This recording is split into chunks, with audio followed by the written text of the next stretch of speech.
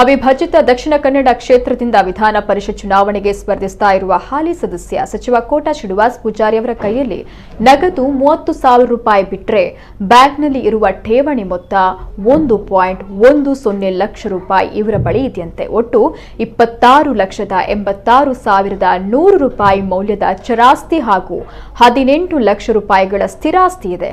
ಇದನ್ನು ಹೊರತುಪಡಿಸಿದರೆ ಹಣಕಾಸು ಅಥವಾ ಬ್ಯಾಂಕೇತರ ಸಂಸ್ಥೆಗಳಲ್ಲಿ ನಯಾ ಪೈಸೆ ಠೇವಣಿ ಇಲ್ಲ.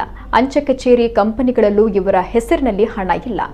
4ನೇ ಬಾರಿಗೆ ವಿಧಾನ ಪರಿಷತ್ ಚುನಾವಣೆಗೆ ಅವಿಭಜಿತ ದಕ್ಷಿಣ ಕನ್ನಡ ಜಿಲ್ಲೆಯ ಸ್ಥಳೀಯಾಡಳಿತ ಕ್ಷೇತ್ರದಿಂದ ಬಿಜೆಪಿ ಅಭ್ಯರ್ಥಿಯಾಗಿ ಸ್ಪರ್ಧೆ ಮಾಡ್ತಾ ಇರುವ ಕೋಟಾ ಶ್ರೀನಿವಾಸ್ ಪೂಜಾರಿ ಅವರು ದಕ್ಷಿಣ ಕನ್ನಡ ಚುನಾವಣಾ ಅಧಿಕಾರಿಗೆ ಸಲ್ಲಿಸಿದ ಅಫಿಡವಿಟ್ನಲ್ಲಿ ವಿವರ ಹೇಳೋದಾದ್ರೆ ಕೋಟಾ ಶ್ರೀನಿವಾಸ್ ಪೂಜಾರಿ ಅವರು 2 ಲಕ್ಷ ರೂಪಾಯಿ ಮೌಲ್ಯದ 2006 ಮಾಡೆಲ್ನ ಮಾರುತಿ ಆಲ್ಟೋ ಕಾರು, 2016ನೇ ಮಾಡೆಲ್ನ 23 ಲಕ್ಷ ರೂಪಾಯಿಗಳ ಟೊಯೋಟಾ ಇನೋವಾ ಕಾರು ಹೊಂದಿದ್ದಾರೆ.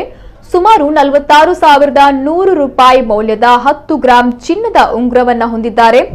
ಅವರಲ್ಲಿರುವ ಚಿರಾಸ್ತಿಗಳ ಮೌಲ್ಯ 26,86,100 ರೂಪಾಯಿ ಆಗಿದೆ. ಉಡುಪಿ ಜಿಲ್ಲೆಯ ಕೋಟತಟ್ಟುವಿನಲ್ಲಿ 1.50 ಲಕ್ಷ ರೂಪಾಯಿಗಳಲ್ಲಿ 1998ರಲ್ಲಿ 0.13 ಸೆಂಟ್ಸ್ ಜಾಗ ಖರೀದಿಸಿದ್ದಾರೆ.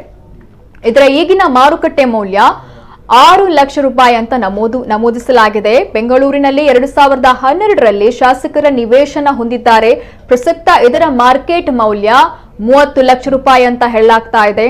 ಇನ್ನು ಕೋಟಾ ಫ್ರೀ ವೆಕೇಶನಲ್ ಟ್ರೈನಿಂಗ್ ಸೆಂಟರ್ನಲ್ಲಿ 7ನೇ ತರಗತಿ ಕಲಿತ ಕೋಟಾ ಶ್ರೀನಿವಾಸ್ ಪೂಜಾರಿ ಮೂಲತಃ ಸಮಾಜ ಸೇವೆ ಮತ್ತು ಕೃಷಿಕರಾಗಿದ್ದಾರೆ. ಇವರಿಂದ ಬ್ಯಾಂಕ್ಗಳಿಗೆ ಯಾವುದೇ ಹೊರಬಾಕಿ ಇಲ್ಲ, ಅಲ್ಲದೆ ಯಾವುದೇ ಕ್ರಿಮಿನಲ್ ಕೇಸ್ ಹೊಂದಿಲ್ಲ ಅಂತ ಅಫಿಡವಿಟ್ ಹೇಳಿದೆ.